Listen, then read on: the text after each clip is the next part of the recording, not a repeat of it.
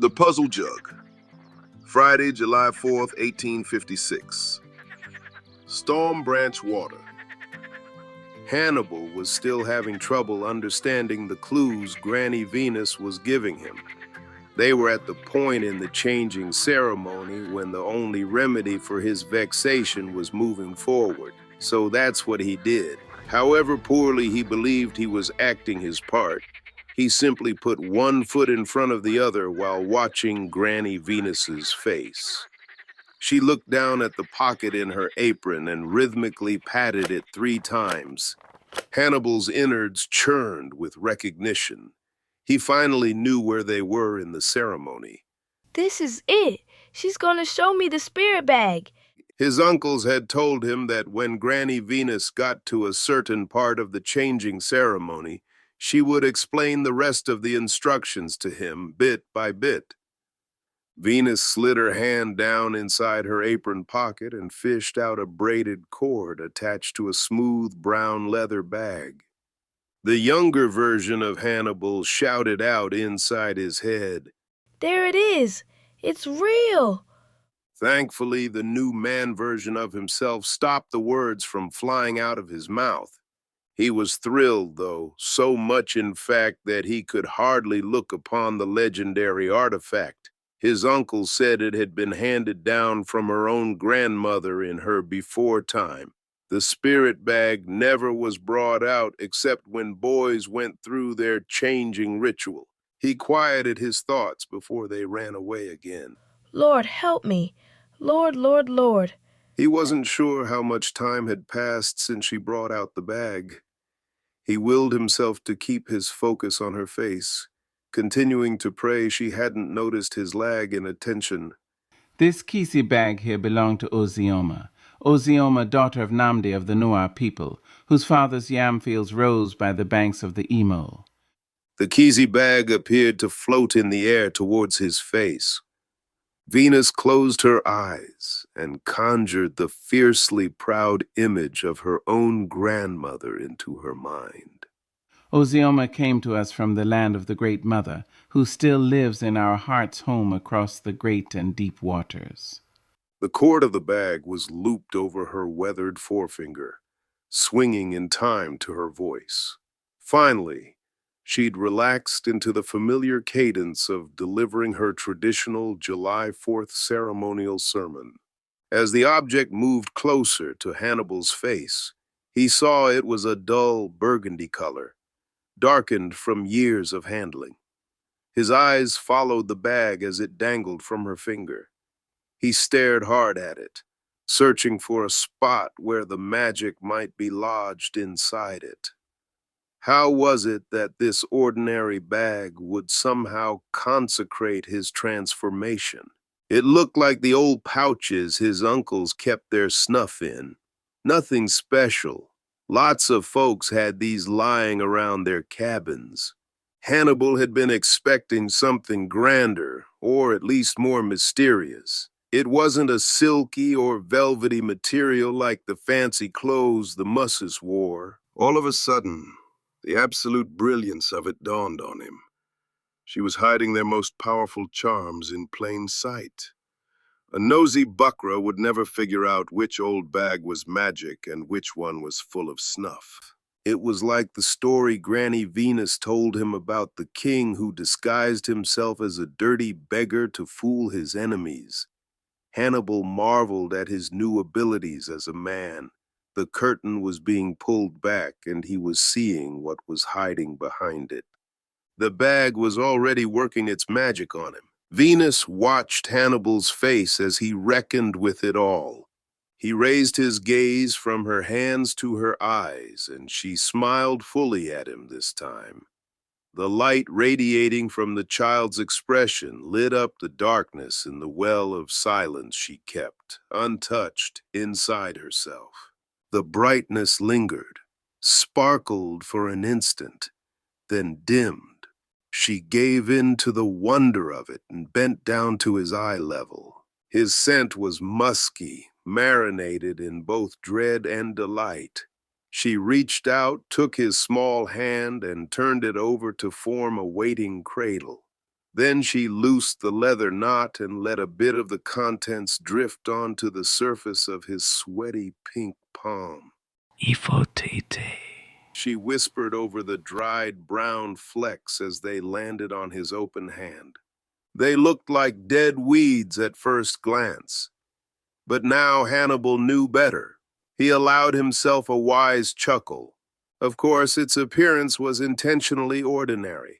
Once again, the magic was hiding in the mundane. The true power of this substance was revealed only to a select few on this single day of the year, and in this very moment, he was being welcomed into that circle. Still, neither the bag nor the contents answered the tangle of questions he had coiling around his head. We're all trusting you're grown enough to get this there in time. Hannibal stopped trying to find the sorcery in the torn leaves. Are you the man for this mission? Her question caused his head to snap up to meet the serious tone of it. Every hair on his body came to attention, and he was instantly reminded of the gravity of the task before him. Hannibal nodded his head. The old woman came closer as she slipped her hand under his chin, whispering his instructions just inches from his ear. Now you hasten to take this satchel of Ifotete yonder to your uncles. They're waiting for you at the pit. They can't proceed until you deliver this to them. Hannibal closed his hands around the bag. Granny Venus continued, Listen to me with both ears, sir. On your way up the hill, you must stop beside the church. She let go of the braided hide strings, allowing the bag to slide from her fingers and into his cupped hand. Yonder, there's a water bag hanging on the peg by the door. Granny Venus pointed towards her porch. Fill it up with Storm Branch Creek water. It holds the ashe of everything in this valley. Only that water and these herbs married together at the pit blesses the changing ceremony.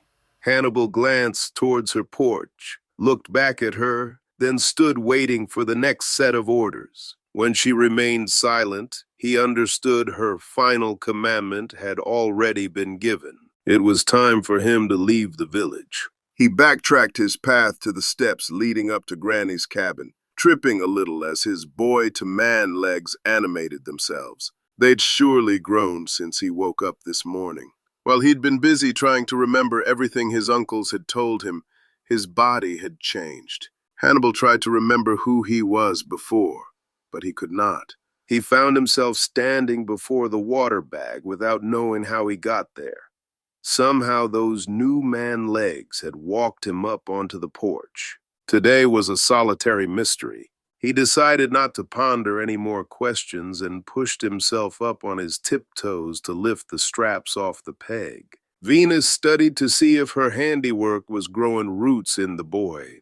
Sure enough, every measured movement Hannibal made toward her porch signaled a calibration of finely ticking gears. This year was going to be different. This child stood apart from all the others they'd hung their hopes on over the past 7 years. Even amidst the trials of his birth, this baby boy had dragged a guardian out of the before time along with him. He'd staked his claim on her from the first moment she laid eyes on him. Venus swallowed down a deep sigh before it surfaced to trigger any ragged remembering.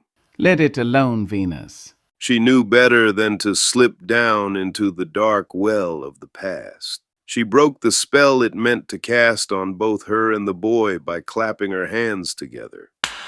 The sound cracked like the snapping of a dry branch in the space between them. Well, get on with it, man.